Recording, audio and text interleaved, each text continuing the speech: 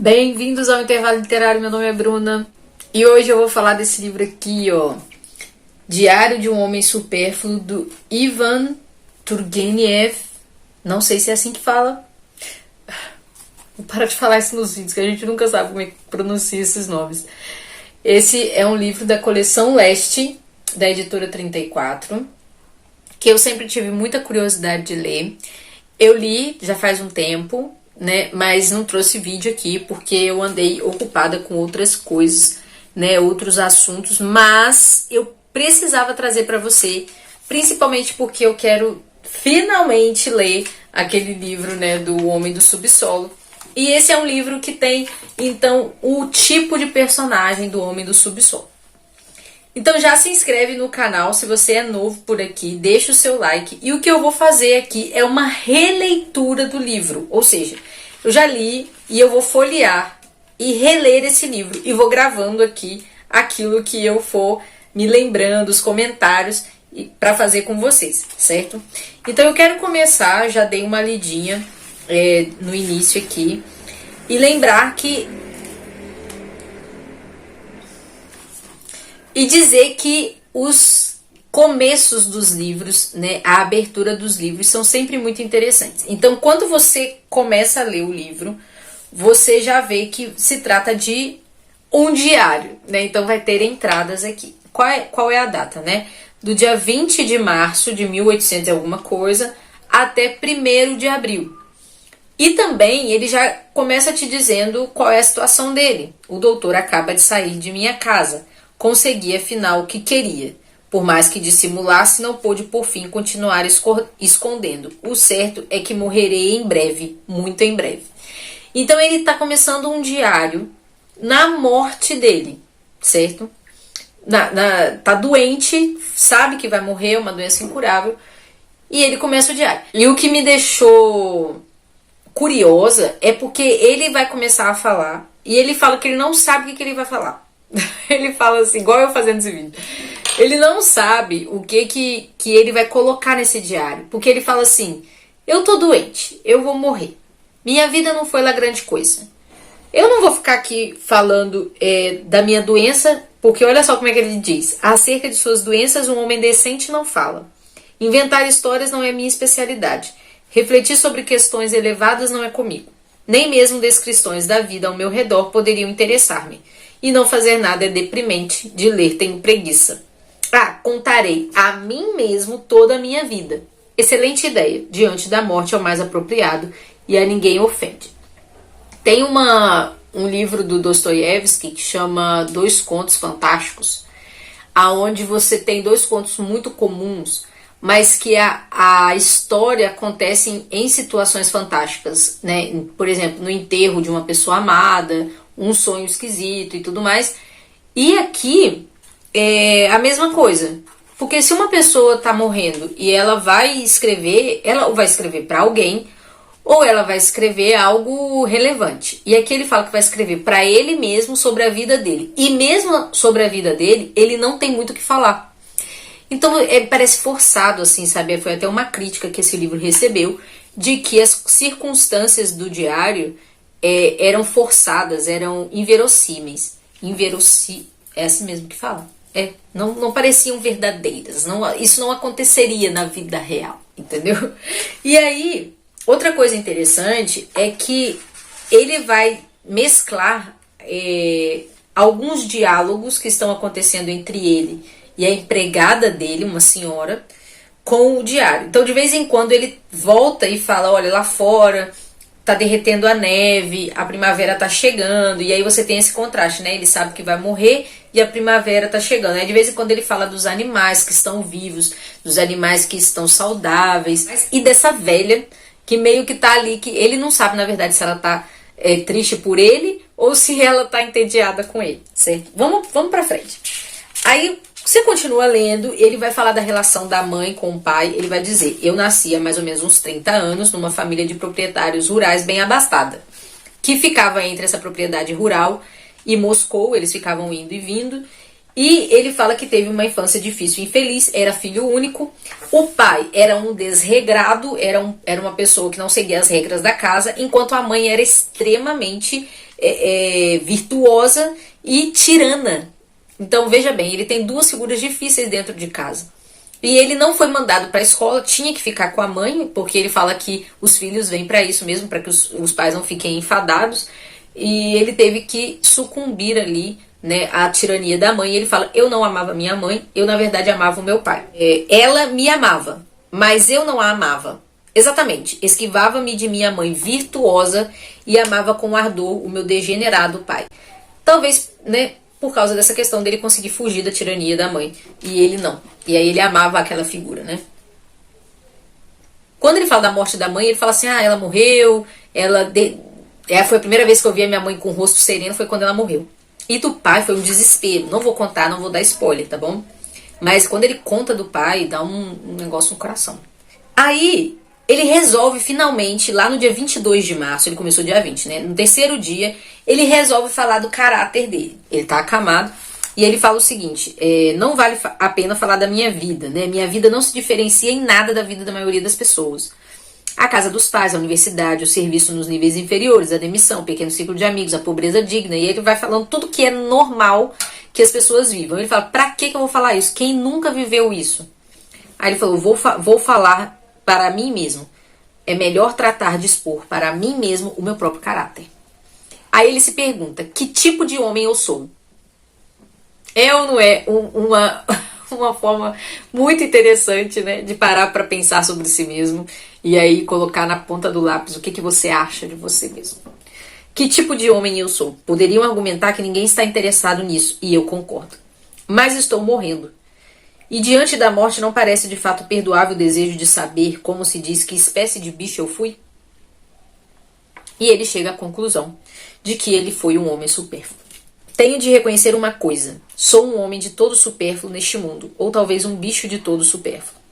Mais à frente ele diz, um homem inútil, eis tudo. Pelo visto a natureza não contava com o meu aparecimento, e em consequência disso tratou-me como uma visita inesperada e inconveniente.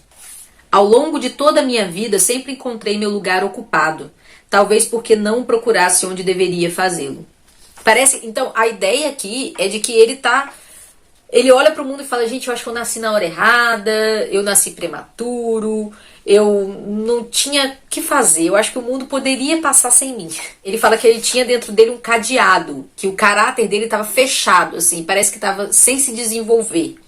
E no diário, esse homem vai tentando se colocar na situação que ele vai julgar a mais importante da vida dele, que ele vai conseguir provar para as pessoas que ele era realmente inútil, com o que aconteceu nessa cidadezinha aonde ele viaja para poder, a título de negócios, né? Ele precisava fazer negócios nessa cidade.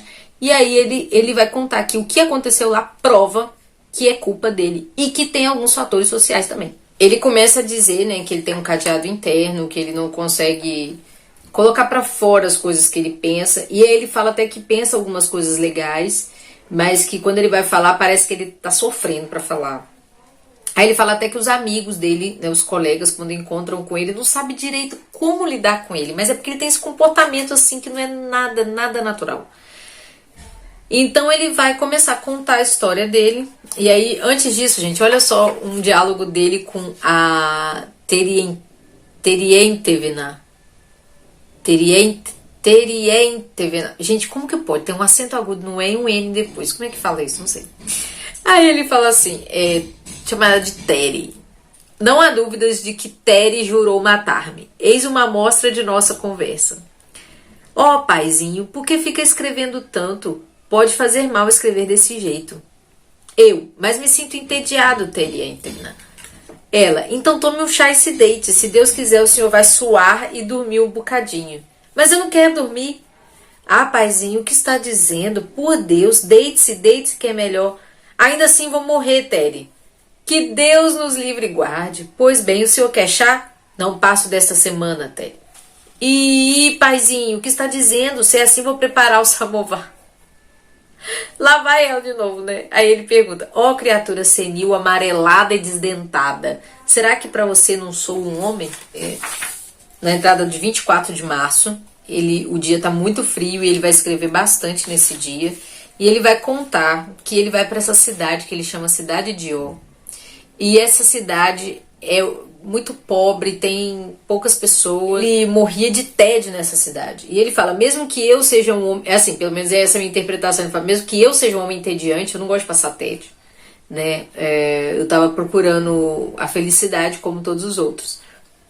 E aí ele vai contar que ele se apaixona nessa cidade pela Lisa e que essa paixão vai iluminar ele por dentro, sabe? Ele vai sair daquela tristeza, ele vai começar a ser mais natural, ele vai começar a se expressar melhor, ele vai ver sentido na vida dele e tal. E quando eu cheguei nessa parte da leitura, eu pensei, bem, agora esse menino se solta, né? Vamos lá, eu tinha esquecido de que essa história é exatamente a história que ele vai usar para provar que ele é um homem supérfluo. E aí ele vai passar ali 3 semanas com essa família, e ele vai se apaixonar por essa menina, ela vai dar atenção pra ele, ele vai se sentir muito à vontade com essa família, e ele fala que essa experiência familiar que ele nunca teve, ele vai ter, e que isso mudou tudo pra ele. Até que num passeio, não sei por que cargas d'água, isso quebra.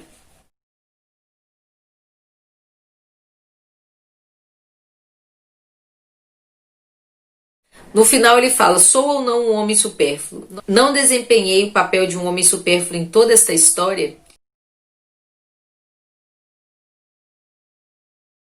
O papel do príncipe, sobre ele não há nada o que comentar. O papel de Miss Bizmyonkov também está claro. E eu? Onde me encaixo em tudo isso? A quinta roda estúpida de uma telega. Ah, que amargura estou sentindo. Como dizem os burlaques, mais uma vez, mais uma vezinha. Um dia mais e outro mais, e já não sentirei nem prazer, nem amargura. A próxima entrada aqui, né, quando ele termina de contar a história dele, é 31 de março. Ele vai morrer da madrugada do dia 1º pro dia 2. Então é realmente um diário muito curto, e essa história dele nessa cidade do Ó toma todo o espaço. Porque a única coisa que ele quer provar, parece, a única coisa que importa é ele provar que ele é realmente um homem supérfluo. Então é um livro assim muito estreito, né? Não fala muita coisa, embora na época esse livro tenha sido todo cortado pela censura, a época que ele foi escrito, porque ele tinha muitas críticas à sociedade russa, ao Estado, ao governo russo, à cultura cristã da época, e as autoridades cortaram muito ele, cortaram muito. E depois, né, que passou a época da censura, ele pôde colocar algumas coisas a mais, mas mesmo assim o livro é estreito, não tem jeito, né? Ele tem um objetivo muito específico. Embora a história seja muito boa, é uma leitura muito boa. Deixa eu ler uma parte aqui, no final. Oh, meu Deus, estou morrendo. Um coração apto e pronto para amar logo deixará de bater. Será que se apagará para sempre sem ter conhecido uma única vez a felicidade e sem ter se dilatado uma única vez sobre o doce fardo da alegria? Ah, isso é impossível, eu sei. Se ao menos agora, ante a morte, apesar de tudo, a morte é algo sagrado, ela engrandece toda a criatura.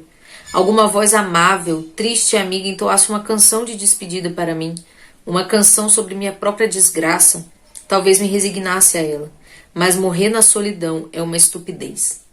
E aí ele fala, parece que começa a delirar. Aí ele começa a dar adeus para todo mundo, adeus vida, adeus meu jardim, a vocês minhas tilhas. Aí ele fala, amanhã será 1º de abril. Será que morrerei amanhã?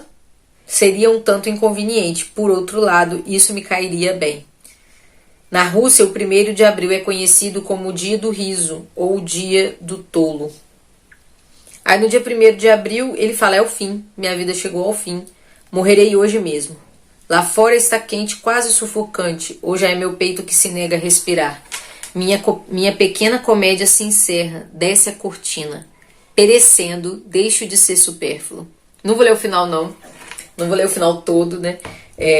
Espero que vocês gostem aí da leitura desse livro e que vocês aproveitem os textos de apoio que vão ligar esse livro ao perfil do jovem russo que almejava aí algumas mudanças, mas que não poderia obter por causa, né, de todo o contexto político da Rússia. E assim que eu ler o Homem do Subsolo, eu vou tentar fazer as ligações que esse texto de apoio diz que existem, né? Então, fica aí no aguardo da minha leitura, que aquele livro é um livro difícil. Mas para ler bem Dostoiévski, para ler bem O Homem do Subsolo, eu recomendo vocês visitarem o canal do Thiago Honorato e assistir todos os vídeos que tem a respeito do livro, antes, durante ou depois da leitura do livro, para vocês entenderem melhor, porque o Thiago realmente ajuda a gente a entender Dostoiévski, tá certo? Então se inscreva, deixa o seu like, compartilhe esse vídeo e me diga se você já leu o Diário do Homem Supérfluo, o que você entendeu, para que eu também possa aprender, tá bom? Então um abraço e até o próximo vídeo.